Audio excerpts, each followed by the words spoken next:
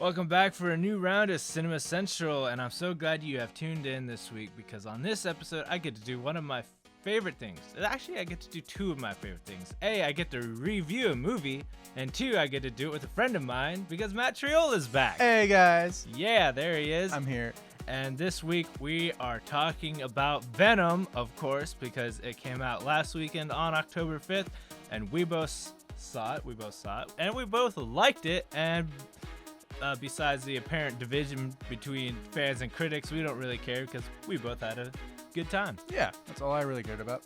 So, before we get into the madness that is Venom, full disclosure, spoiler warning, you've been warned. We're holding nothing back here, so we're going to jump right into this review. Let's do it.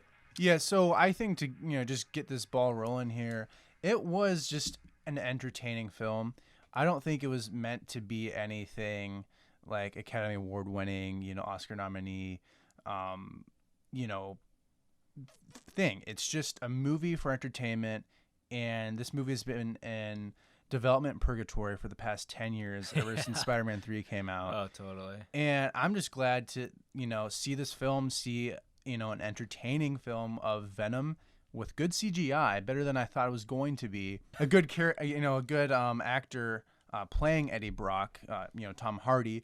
He did a fantastic job. Oh yeah, Tom Hardy was definitely a highlight for me. Yeah, me too. I think that's what made this film, and I think that's a good way to start. Is just saying this Venom and Eddie Brock relationship really kept the movie alive. Yeah, and it's interesting because Sony, I feel like, kind of took a risk making this movie because, like, when was the last time we saw a comic book movie headlined by a villain character? Suicide Squad. And we all know how that turned out. Yeah. So I'm glad that Sony they're not holding back their production. They're keeping films coming out, and I think if they did more risky films like this, I think that they would get more credit for their work. I think they need to be a little more risky. Just do more of these different kinds of anti-hero, superhero films, because we've all seen, Avengers now. We've all seen Spider-Man. We've all seen Fantastic Four, DC Universe. It's like, let's just make some good films. Yeah, and I feel like if they're smart about it, Sony could just start their own little niche, shared universe of just doing the villain movies, like movies about the villains, and then maybe at the end of that we get a Sinister Six movie, and then I think that would just be really dope. Because Sony's been trying to make that Sinister Six film since Amazing Spider-Man 2, I believe. We know how that ended. Yeah. It ended on a happy note by getting Tom Holland to replace Garfield's atrocity of series. But as for Venom the movie, it works. I thought it worked as a standalone villainous character. The plot's pretty straightforward. Alien symbiotes crash land on Earth, and they get captured by the Life Foundation and their CEO Carlton Drake, who's a douche, and he is, but he has to be because gotta make him. He's the villain. He can't be liked. And we're introduced to Eddie Brock, played by Tom Hardy, who's this investigative reporter. The Eddie Brock report reel at the beginning was awesome. I really like how they modernized Eddie Brock's character for this film and made it he's not just doing newspaper work. He's doing more was it more of his own show kind of deal? Or was it an internet show too? Yeah, I think it was this internet show for that company. Yeah. For that newspaper. I think that was kind of a cool way to make it modern. Hey, 21st century, it's a new era. It's a new Eddie Brock. I like the kind of subtle changes in this movie were kind of nice. Yeah. So I mean, if anything, I just felt it took the first 30 minutes of the film was kind of slow. It kind of just before it really kicked into gear was I've heard that before. When Eddie gets exposed to the Venom symbiote. That's when things really get interesting. Yeah, for sure. Yeah, I think it's something that a lot of directors or filmmakers have been doing recently with properties that are a little more risky. I think they've been taking their time setting up the plot before they get into the fun stuff. If you look at that Godzilla film that came out a few years ago. Yeah. They really toned down the amount that you saw any monsters, Yeah. or like that Power Rangers movie that came out last year. Yeah. They toned it down so much because they just didn't want to be over the top. I think this is kind of the case for this film too. Like we did not get much Venom for like you said, like the first half hour or so. Yeah. But for me personally, I think it was kind of nice, like a nice setup to see who Eddie Brock is before we even see Venom, or I guess the main sci-fi villain of what's his name, the other symbiote, Riot, yeah. Before we get to see even Riot, we see, we kind of do see Riot at the beginning, but Yeah. I think it was kind of responsible to at least start out this movie series, if it becomes a movie series, kind of start it slow, set up your plot points and go on. But yeah, it was kind of slow, but I was kind of just intrigued because I guess I'm a fanboy. Yeah, no, So. I'm not saying it was bad. Right. I'm just saying it. Totally. It was there. I totally And I see where you're coming from. so yeah, we also meet his at the time his fiance. I think her name's Annie or Anne. Something like that. I can look it up. And they're engaged. They're going to get married, but then Eddie does something incredibly stupid and gets both of them fired, and she breaks up with them. And then it fast forward 6 months later, and he's just like on a downward spiral of depravity at this point, I think that was a good way to. I think that was very true to Eddie Brock's character, because he in the comics and other interpretations or incarnations in film and TV, he's been a slime ball and really sleazy. Yeah. So I could totally see him doing that.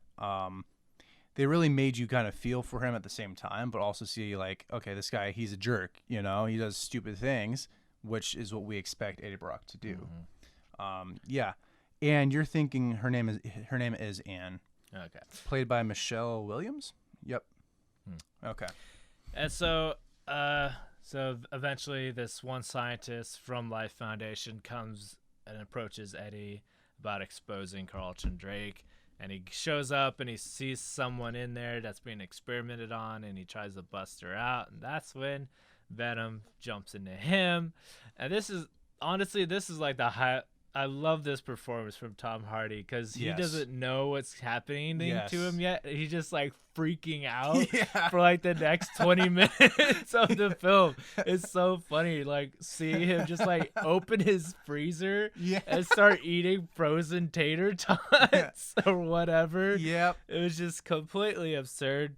Yeah, I think it was a different. It was kind of unexpected, because like you don't really know what the transformation is going to be like. I think it was a nice portrayal to see visually what he's going through. You know, we're not told, oh, my heart is, falling apart internally. They show you on screen he's in some serious doo-doo. Yeah. And I love the part when he like looks at the mirror after he throws up, and and the Venom face kind of pops out for a second. He's like, Eddie. and he's like, ah, and then he like passes out in the bathtub. Yeah. I like at the same time how they had his I guess the other guy on his floor, I guess you'd say, like, the apartment next door across from him. He was a complete jerk, and he gets like, I guess a redemption for that later, or revenge is the better word. That was cool. I liked all the little subtlety, like, setting up this world was kind of cool. So. Yeah. And then later on, we see him. So he kind of reconnects with Anne earlier in the film, and that's when we find out that she's seeing someone else that's a doctor, and then he finds her at a restaurant. Yeah. And he's like full on freaking out, and he's just like grabbing food off of people's plates or whatever. And then at the end, he jumps into the lobster tank and starts eating a live lobster. It's just like full on craziness. But like, I loved it. I mean, that's what we needed to see. You don't see that in other, I guess, movies that often. Oh yeah. So yeah. Tom Hardy we love you. Yep. Please keep doing Yeah. cool And things. the great thing is that I could understand Tom Hardy in this movie, Yeah. which is an improvement. Hey, he's learning, you know? Yeah. He's becoming better every day. Absolutely. Yeah. So eventually Venom does reveal himself to Eddie, and it's just this really funny interaction just between the two of them. It's just completely insane. Venom finally actually makes his presence known. They actually start talking Yeah. and interacting. Like, it's like, what's going on? And Eddie's, I don't know. Tom Hardy did a good job just playing pretend on camera Yeah. without knowing what was actually, how it was going to be processed post-production. So it was cool. And then the Life Foundation sends the Goon Squad after him, and then he just starts shooting Venom tendrils everywhere. And the bike chase was a lot of fun because he's just like running along on the bike, and he's just like shooting Venom things everywhere. Yeah. And, like he crashes, and then Venom like fixes him. Yeah. And he's like, "Oh my goodness!" Did that chase scene look better than what it did in the trailer, or is that just my own? Yeah, it probably was better. It looked the trailer. It looked more polished for sure. So Oh yeah. yeah, it was good. I also liked, I think, when they actually had a face-to-face conversation between Venom and Eddie. Oh yeah. I like how the symbiote really came off like his back and like was just talking to him. I'm like, that's cool. The CGI looked good. That's how I watched Venom as a kid on the animated shows. You know, like Spider-Man, the 90s one and the Unlimited one. Yeah. That's how I saw Venom, and that's how I still see him. So definite improvement from 2007 Spider-Man 3. So Oh yes. Let's not even talk about Yeah. R.I.P.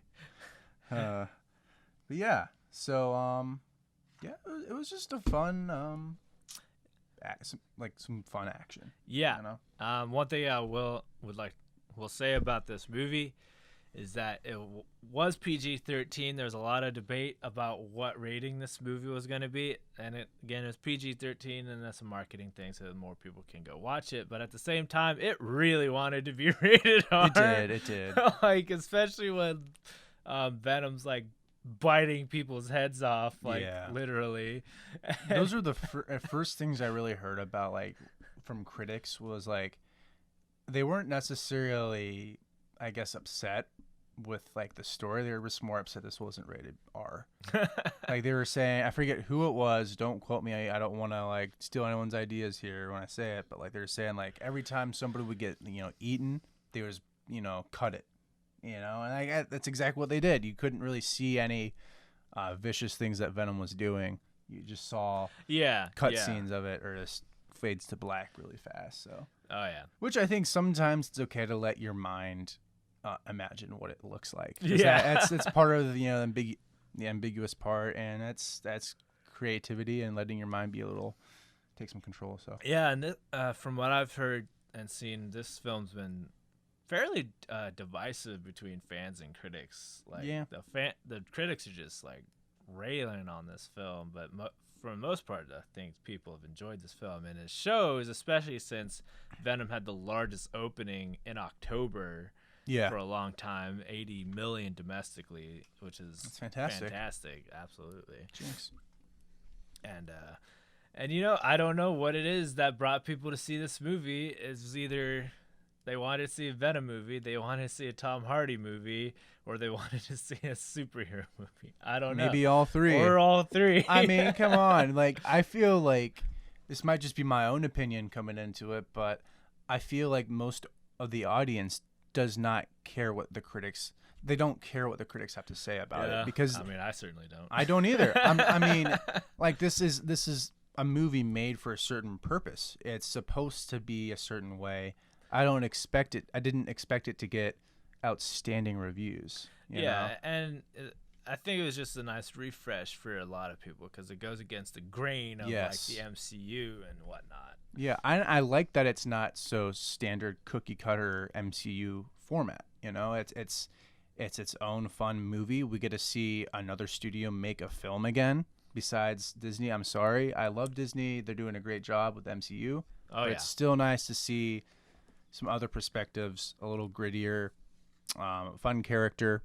I think they really just came out for the character. You know, it's a fun concept in general. Oh yeah, So for sure.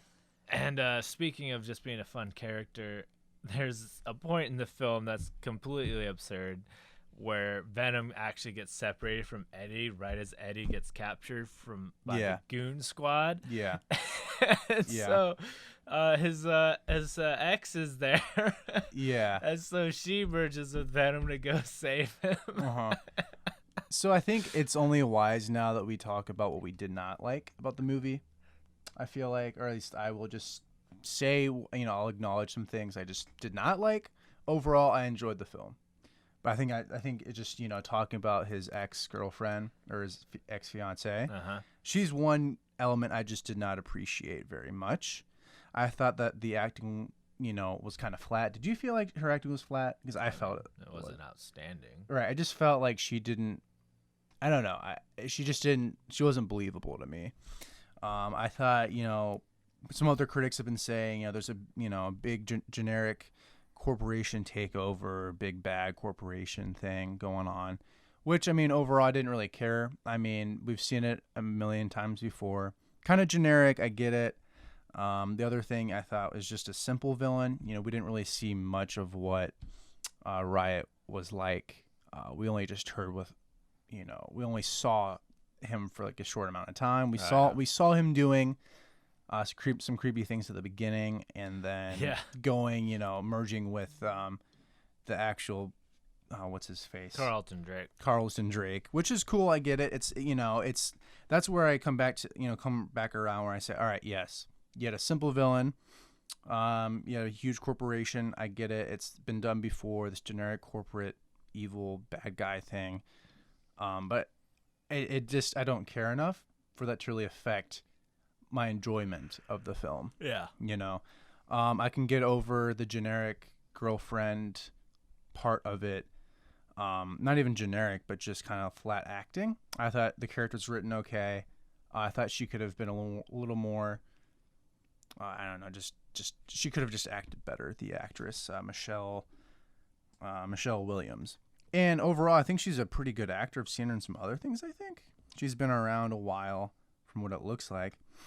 But overall, it didn't really affect my opinions of the film. So, yeah, I think the only thing for me was that the final boss fight at the end of the movie, it was just kind of hard to keep track of what all was happening because it was just moving really fast, and there's symbiote goo flying everywhere, which in itself is cool, but there's just so much happening on screen at once. It felt like a Transformers movie for a second. I get that. Yeah.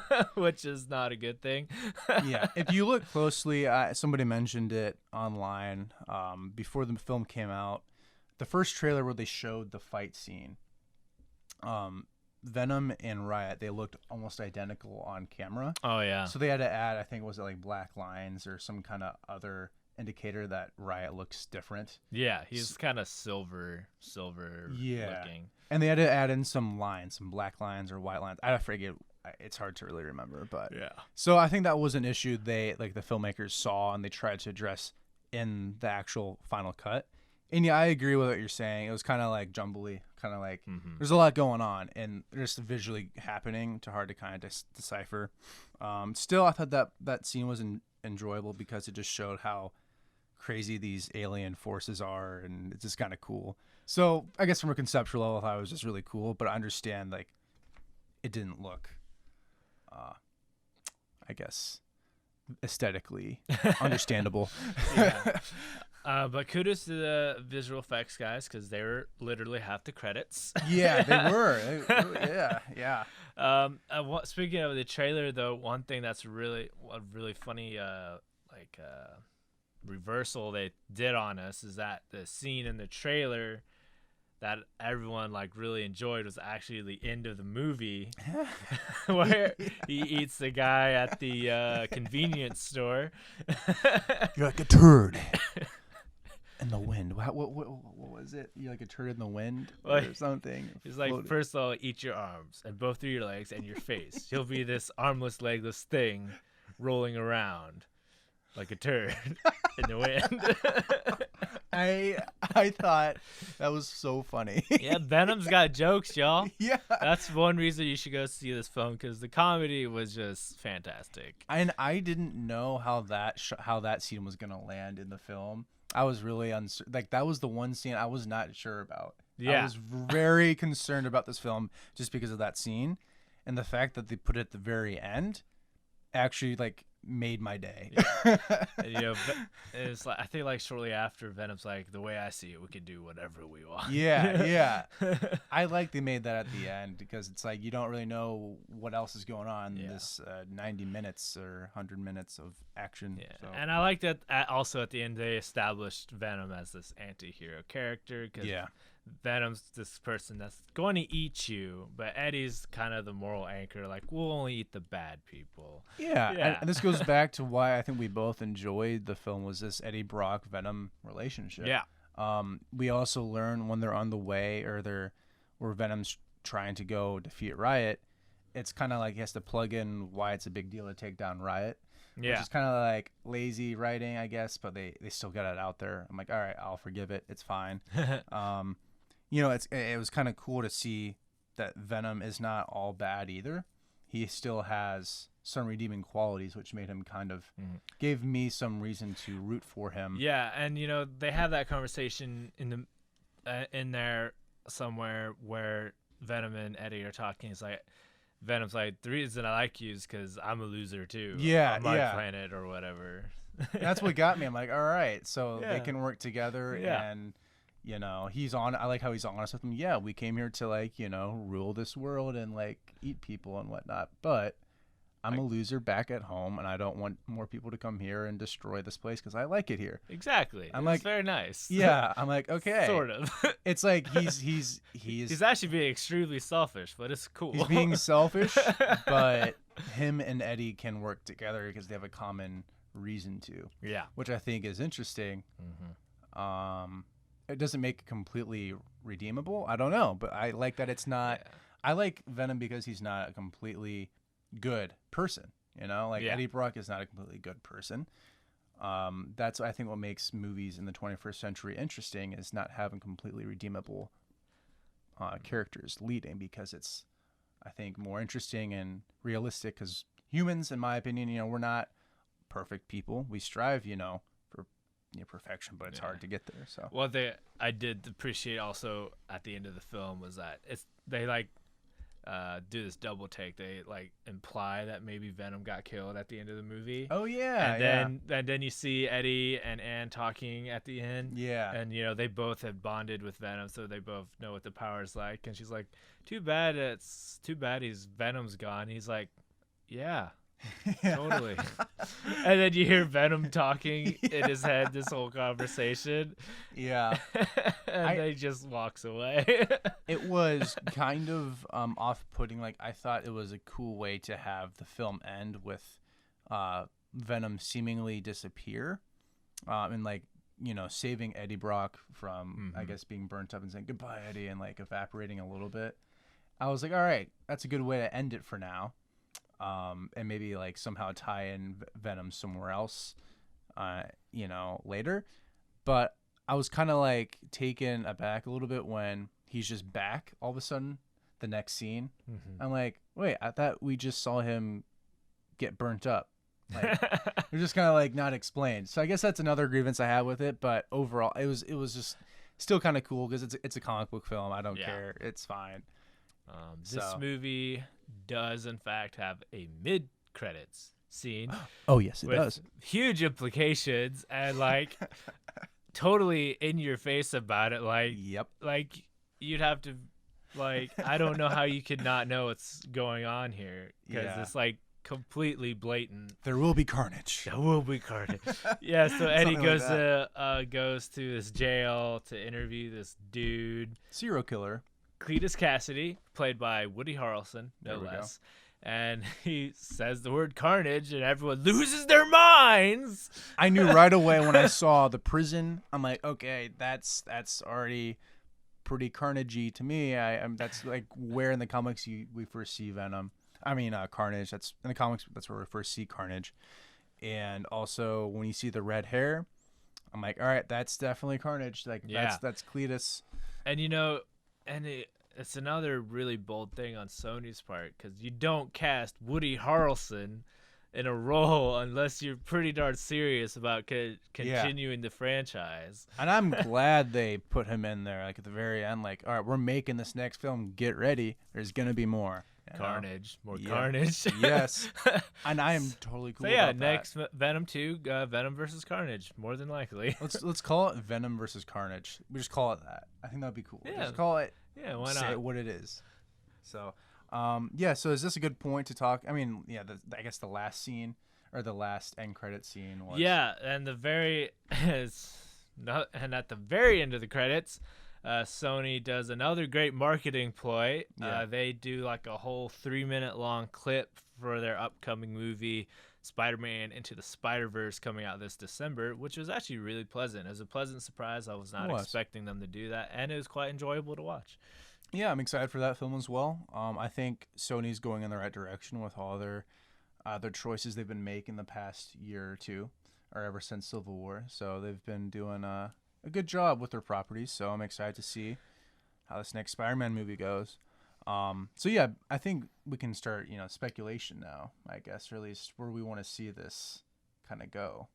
So I think I said it earlier. I think Yeah. it would be great if Sony just kept making these villain movies. Yeah. Approximately 6 of them. yeah. and then you bring in Tom Holland for a Sinister Six movie. I think I think the payoff there would just be phenomenal. Yeah. So yeah, I agree. I think that's a good And idea. there's already rumors for Kraven the Hunter. I don't know why they're going to go with Kraven the Hunter, but there's already rumors they're going to do Kraven the Hunter. Like a standalone. Yeah. Why not? Right? Why not?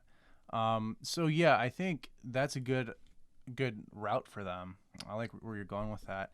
I know that at least for the foreseeable future, we know the new Spider-Man film with Tom Holland's being shot right now. Yeah. They're finishing up in New York currently, and they can't, of course, really confirm who the big baddie is. They don't really want to confirm anything because of marketing. And it's Marvel. Yeah, and it's Marvel, and they're working with Disney, and they're being, cautious with all of it. We can kind of infer that there are going to be a few villains in there. It looks like they're setting it up for a Sinister Six film already. At least those are the rumors that have been, spread online. We know, because we said earlier that the Sinister Six film has been in development for a while. They've been trying to make a Sinister Six movie forever. So in the next Spider-Man, I guess Spider-Man 2 or Homecoming 2, they're gonna have Mysterio as the main bad guy, and potentially, I should say, potentially. And then Scorpion potentially. Allegedly. Yeah, allegedly, yeah. And then they're bringing back, of course, Vulture. So that's allegedly. Yeah, allegedly. So that's what three villains right there. If they do a Craven film, and they do, they're probably gonna throw in Norman Osborn or Otto at some point. Yeah.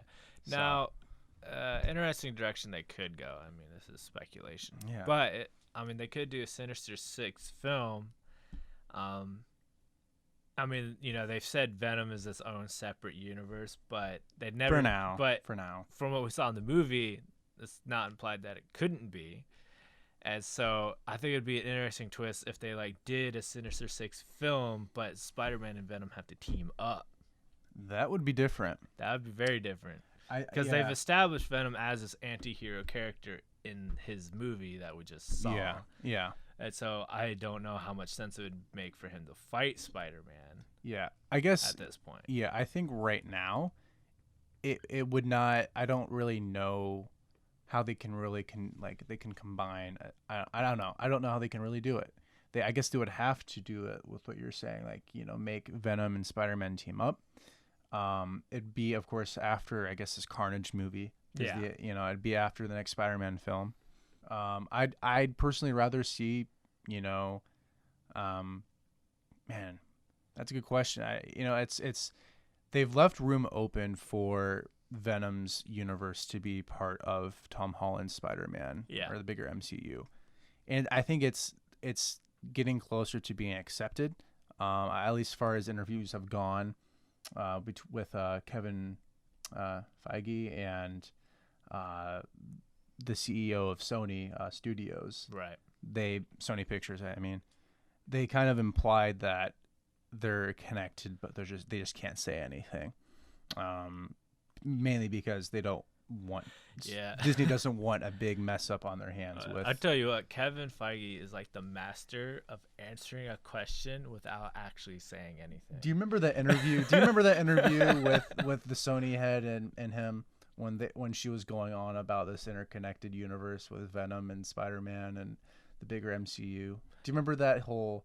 I might have heard something. Yeah. It was so funny because Kevin Feige was like looking at her like. Just straight face, like, what are you saying right now? We can't say this. So I think what they want to do is keep, Venom and the other villains in their own separate universe that's kind of still connected to the MCU, but the only bridge will be Spider-Man, which is fine. I think it'll be safe. Yeah. I don't know when they'd make a Sinister Six film, but. It'll be a while. It'll be a while. I'd like to see the Venom and Carnage thing happen in Spider-Man 3, honestly. Yeah, it could be interesting. But that also might be too much, yeah. I think, for a film. So, well, I think that about wraps it up. Yeah. You got everything out of your system? Yeah. Got all your symbiotes out? Let's see. I think there was I'm checking my list. There wasn't much else. Let's see. Oh yeah. I think that's really. Yeah, that's about it for me. Yeah. So at the end of the day, Venom is an enjoyable, different take on a classic comic book character, and a great, fantastic performance by Tom Hardy. Got some jokes, got some action. I might see it again. Who knows? I honestly don't see this often, but I'd like to see this in 3D just to see it and see if it looks cool or not. But I'd like to see this movie again. I'd give it 6.57 out of 10, honestly. It's an enjoyable film.